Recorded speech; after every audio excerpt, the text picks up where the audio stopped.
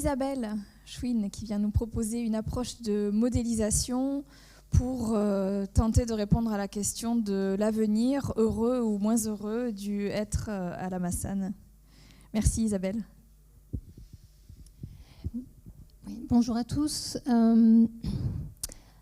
Alors, donc avec ce titre un peu provocateur, je vais vous faire part des quelques résultats qu'on a obtenus dans un petit projet qui a duré à peine 2 ans, qui était piloté par Olivier Panot du LGDP, qui est génomicien, qui est un projet qui a été financé par le programme Biodivoc de la région Occitanie et l'Université de Montpellier. Alors pourquoi se poser la question ?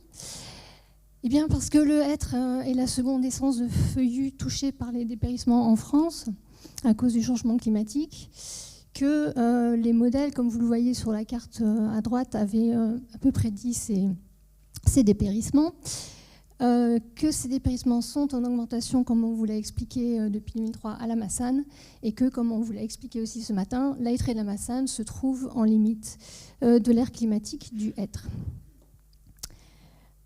Dans notre petit projet, on a essayé de répondre à 3 questions. Dans quel état seront les hêtres à la Massane en 2100 ? Est-ce qu'il y a des phénotypes particuliers qui s'en sortiront mieux que les autres en 2100 ? Et est-ce qu'on pourrait identifier ces phénotypes précocement dans les descendances pour des plans de migration assistée ? Et donc pour répondre à ces questions, on a allié de la modélisation, de l'écologie fonctionnelle et de la génomique. Donc en ce qui concerne les modèles qu'on a utilisés, c'est un modèle qu'on développe dans notre équipe qui s'appelle Phénophyte, qui est un modèle qui simule le fonctionnement des arbres, donc qui représente un certain nombre de processus écophysiologiques que vous voyez représentés ici, et dans lequel la clé de voûte est représentée par le cycle annuel de développement de l'arbre, avec une prédiction au jour près des dates de débourrement, de floraison, de maturation des fruits, de sénescence des feuilles. Et c'est la phénologie et qui pilote en quelque sorte le timing de ces autres processus physiologiques qu'on représente dans le modèle. Et à la fin, on estime une survie annuelle des biomasses de feuilles, de fleurs, de fruits, de bois et des nombres de fruits. Et c'est un modèle qui utilise des données météorologiques journalières. On a utilisé des données de terrain, donc à la fois des données issues des inventaires qui vous ont été présentés ce matin, notamment hauteur, diamètre, mais aussi les données que vient de vous présenter Benoît, des phénés, donc biomasse en fait de faines, de feuilles, mais aussi de fleurs. Tout ça pour paramétrer le modèle. Et enfin des observations de phénologie réalisées par Lorraine Clément, qui a réalisé son stage de master sur le projet et qui débute une thèse au LGDP, qui a fait des observations tout au long de l'année 2022-2023 pour déterminer les dates de débourrement, de floraison et ces naissances foliaires sur 170 hêtres à la Massane, et ce qui a permis de confirmer ce que Joseph et Jean-André avaient déjà remarqué, qu'il y avait des hêtres particulièrement précoces et d'autres particulièrement tardifs dans cette population de la Massane. On a utilisé beaucoup de données météorologiques, à la fois donc pour obtenir en fait 3 séries climatiques, une série historique, on va dire, et puis des séries avec 2 scénarios de changement climatique. Jusqu'à 2100, ce sont des données issues des produits Safran et du modèle de Météo France à l'Indin 63 que l'on a désagrégé. Donc ce sont des données quotidiennes que l'on a désagrégées à 10 mètres de résolution pour être en phase avec le quadrillage qui avait été fait sur la Massane. Donc ce sont les cartes que vous voyez là qu'on a obtenues. Et donc on voit bien le réchauffement dans les scénarios utilisés, réchauffement de plus de 4 degrés d'ici la fin du siècle à la Massane.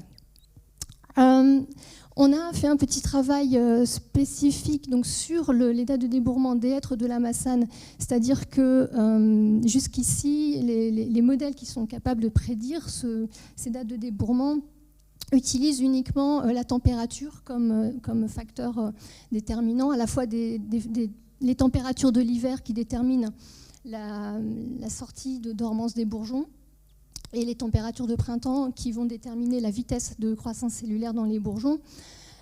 Et il se trouve que le hêtre, dans des études récentes, montre une sensibilité forte à la photopériode, et c'est la seule essence qui montre cette sensibilité à la photopériode du débourrement. Donc on a fait un petit travail comparatif entre deux sortes de modèles qui incluent ou pas cet effet photopériode.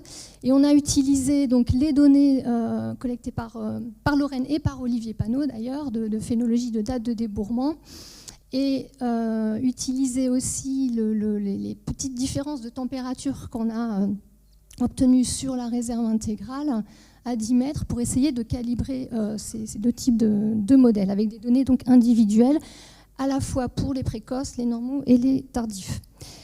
Et enfin, on a utilisé des données génomiques sur donc 170 êtres. Donc ce sont des données de séquençage par la méthode Illumina qui avait été obtenue pour 150 êtres par le programme BitGenome piloté par Yvan Scotty à l'URFM, auquel Lorraine et Olivier ont rajouté 20 autres êtres séquencés pour ce travail. Et ensuite, Lorraine a réalisé ce qu'on appelle les GWAS, les Genome Wide Association Studies, sur une matrice de 11 millions de SNP, Single Nucleotide Polymorphism, pour essayer d'associer ces séquençages au caractère observé sur chacun des êtres phénotypés.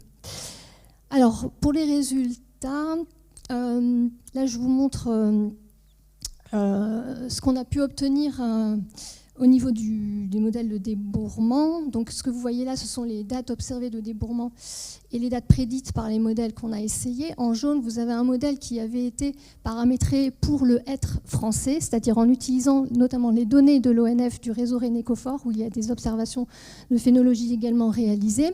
Vous voyez qu'avec ce modèle, on n'arrive pas très bien à représenter la variabilité au sein de la population de la Massane, la variabilité entre les arbres. Si on réajuste ces modèles avec les données de la Massane, donc ce sont les points rouges et noirs, on améliore un peu la représentation de cette variabilité, mais on voit qu'on n'arrive pas du tout à représenter en fait la précocité et la tardivité de certains de ces êtres. Et il faut paramétrer spécifiquement le modèle pour ces deux types de phénotypes pour réussir à capturer cette précocité et tardivité avec le modèle. Donc il y a donc bien un effet environnemental, micro-environnemental qu'on a essayé de représenter grâce à nos données à 10 mètres. Et puis il y a un fort effet génétique derrière qui explique cette précocité et tardivité chez certains êtres. Ici, vous voyez les simulations obtenues avec le modèle Phénophyte et en utilisant les deux types de modèles de débourrement, donc sans l'effet photopériode et avec l'effet photopériode.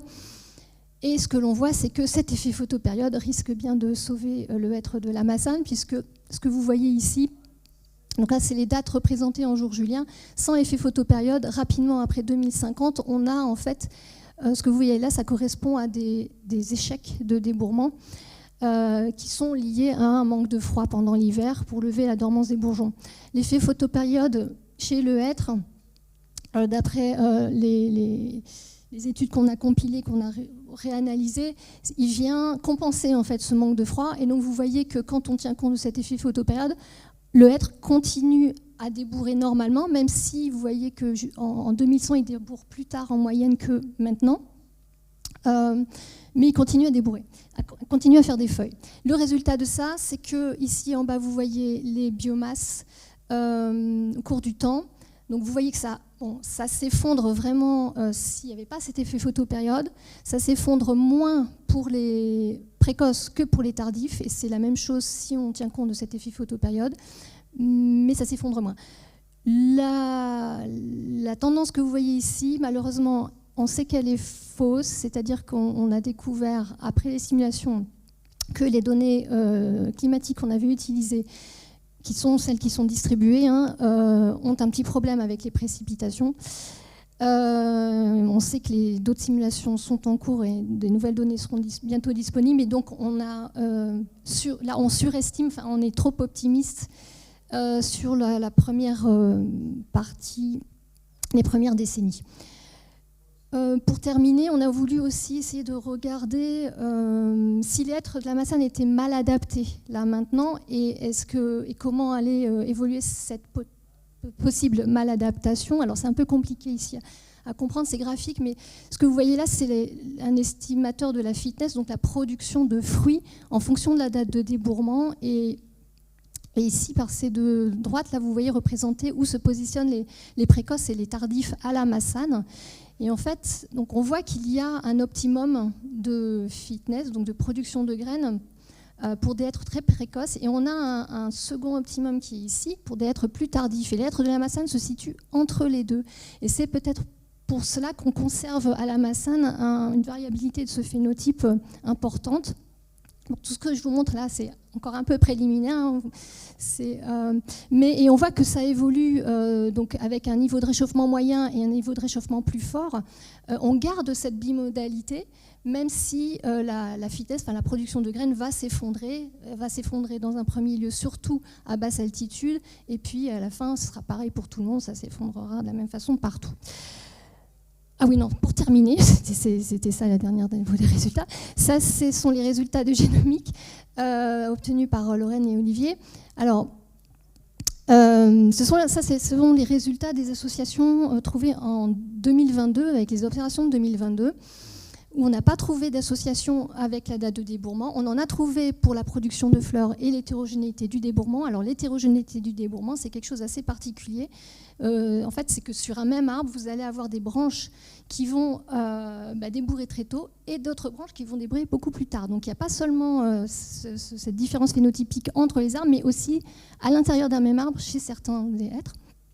Et en 2023, Lorraine m'a montré les résultats hier. Je n'ai pas pu l'intégrer là, mais en fait, on trouve l'inverse. C'est-à-dire que cette fois, on a des associations pour la date de débourrement, mais pas pour la production de fleurs et l'hétérogénéité de débourrement. Et bon, nos discussions hier avec Lorraine et Olivier nous ont mis sur une piste que je ne peux pas encore vous dévoiler, ce serait trop long à vous expliquer, mais on a des choses intéressantes. Pour terminer, donc l'avenir du hêtre à la Massane, comme vous l'avez compris, ne sera pas rose, mais tout espoir n'est pas perdu, grâce peut-être à cette particularité qu'il a d'être sensible à la photopériode, que la précocité du débourrement semble plus souvent avantageuse, qu'on a des polymorphismes nucléotidiques associés à l'hétérogénéité du débourrement, à la production de fleurs, mais en fait aussi quand même au débourrement. Je n'ai pas pu l'intégrer là. Donc on va poursuivre tout ça, on va essayer de trouver des nouveaux financements pour aller plus loin, parce qu'on a des nouvelles hypothèses qu'on voudrait tester. Et puis on a besoin de consolider tous ces résultats. Et voilà, je vous remercie, et je remercie tous les collègues et les étudiants qui ont contribué à ce projet.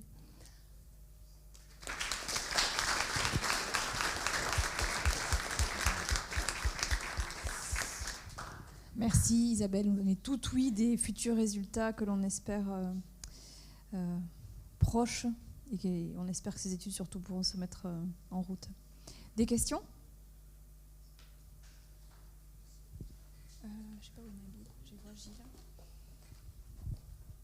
C'est très joli ce résultat, photophase et puis température, parce que la photophase, elle ne va pas changer. Mais c'est que les successions de jours courts vont favoriser les effets vont compenser les effets délétères et températures trop élevées à certains moments que vont recevoir les arbres.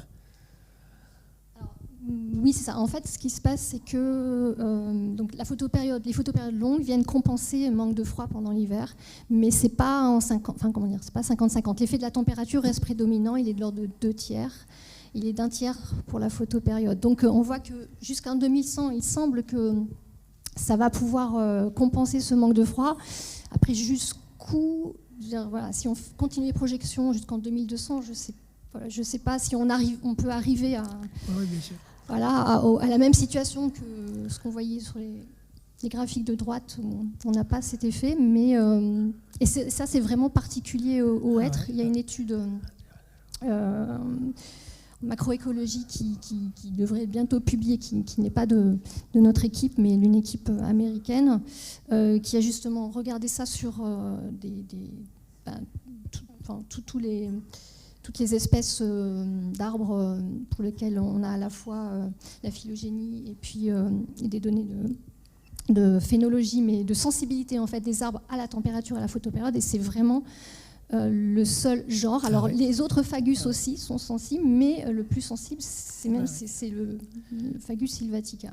Il serait capable en fait de dissocier, parce qu'à jour court correspond du froid normalement, donc il est capable de compenser cela, parce qu'en fait ça va être désynchronisé. Ils auront des jours qui seront plus longs, non, ils auront plus chaud à des moments où la longueur du jour sera différente, quoi.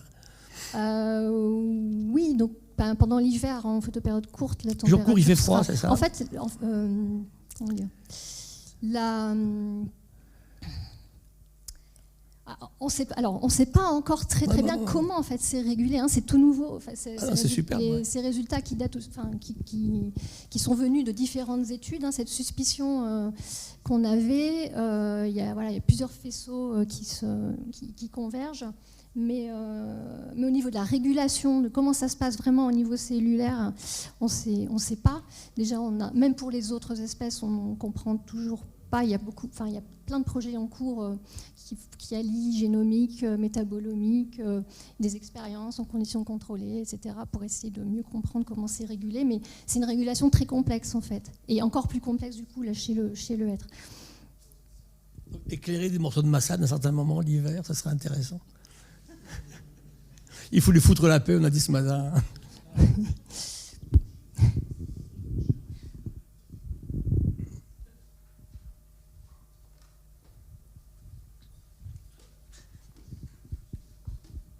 Merci, c'est intéressant d'avoir un modèle qui est centré comme ça sur les aspects, sur la biologie du hêtre. Je me demandais, est-ce que ça a été comparé à des modèles vraiment plus orientés climat, par exemple une modélisation de niche classique avec une projection avec un scénario pessimiste à 2100? Est-ce que ce type de projection-là ne nous dirait pas simplement en fait le climat deviendra complètement défavorable pour le hêtre et quoi qu'il arrive on ne pourrait pas le trouver dans ce milieu-là? En fait, la carte que je vous montrais, au tout début, c'est une carte qu'on avait obtenue avec ce modèle, phénophyte. Il y a eu plusieurs études qui ont comparé, et d'ailleurs on a une thèse en cours qui compare les modèles dont vous parlez, modèles plus statistiques, qui ont une approche plus corrélative, et puis des modèles basés sur les processus comme phénophyte, justement pour essayer de voir lesquels sont les plus robustes quand on projette dans des conditions très différentes de l'actuelle. Les études comparatives qui ont fait cette comparaison jusqu'ici montrent que ces modèles statistiques sont en général plus pessimistes et moins conservateurs, donc ils montrent des changements plus importants que ce que montrent les modèles basés sur les processus. Mais ceci dit, les tendances générales sont les mêmes, quel que soit le modèle qu'on utilise. C'est plus la vitesse après à laquelle les choses se passent qui diffère entre les modèles. Et dans l'étude en cours, en fait, ce qu'on a trouvé, c'est que peut-être que l'approche à suivre, ce serait une version intermédiaire, c'est-à-dire d'avoir ces modèles process qui retranscrivent des relations de cause à effet entre les conditions extérieures et le fonctionnement de l'arbre, mais en utilisant un peu les méthodes d'ajustement des modèles statistiques corrélatifs, c'est-à-dire en utilisant toutes les données, y compris les données de répartition, un peu en aveugle pour paramétrer ces modèles, au lieu de parfois... parce que dans ces modèles process, il y a certains paramètres qu'on va directement mesurer.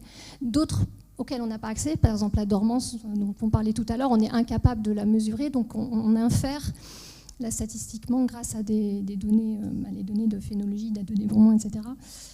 Donc il y a encore moyen d'améliorer les projections là, que je vous montre et pour avoir des projections qui seront un peu moins incertaines.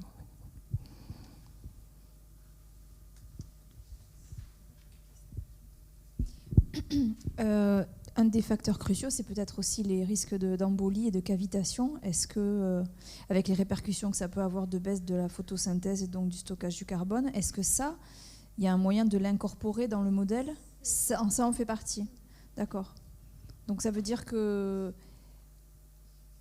Mais là, on parle de aptitude à débourrer ou pas, mais est-ce qu'on inclut le fait que l'arbre a pu simplement mourir l'été précédent du fait d'une embolie qui lui a été fatale ou... Oui, d'accord. Ok, ben ça j'ai pas... C'est là aussi, c'est-à-dire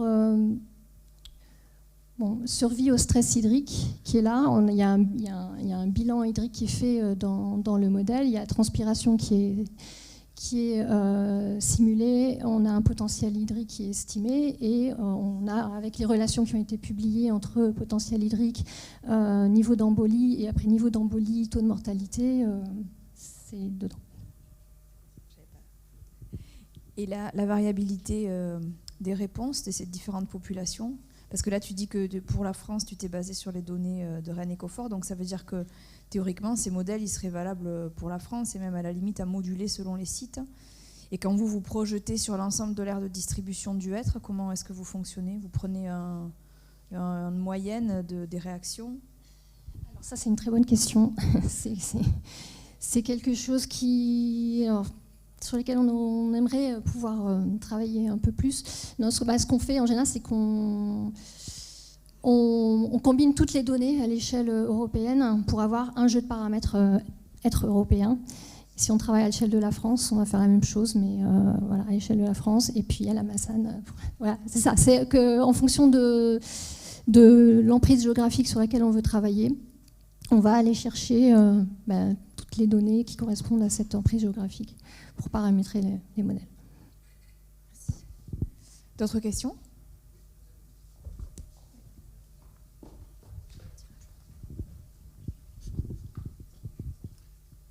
En fait, pour la gestion forestière, la question se pose sur quels arbres faudrait-il réserver ?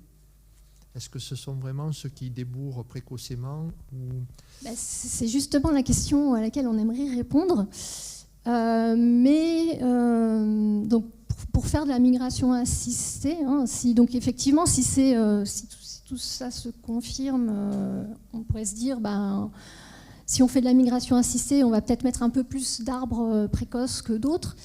Par contre, je pense que ce serait vraiment dangereux de ne transporter que des arbres précoces. Ça, c'est sûr que... Voilà.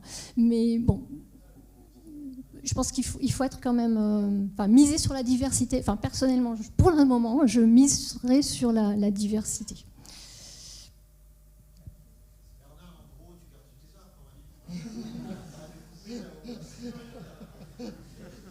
Parce que, là, on regarde que, pour l'instant, là, on étudie que la date de débourrement. On pourrait étudier d'autres traits aussi, et on aimerait d'ailleurs, dans les projets futurs, travailler sur la résistance au stress hydrique, justement, qui devient vraiment super important. Donc, et il y a des corrélations entre ces traits. Donc, voilà. Donc, pour l'instant, miser sur la diversité. Non. Merci beaucoup Isabelle. Et donc on voit bien que toutes les mesures accumulées sur le terrain viendront alimenter les modèles. Donc continuons. Voilà. Merci.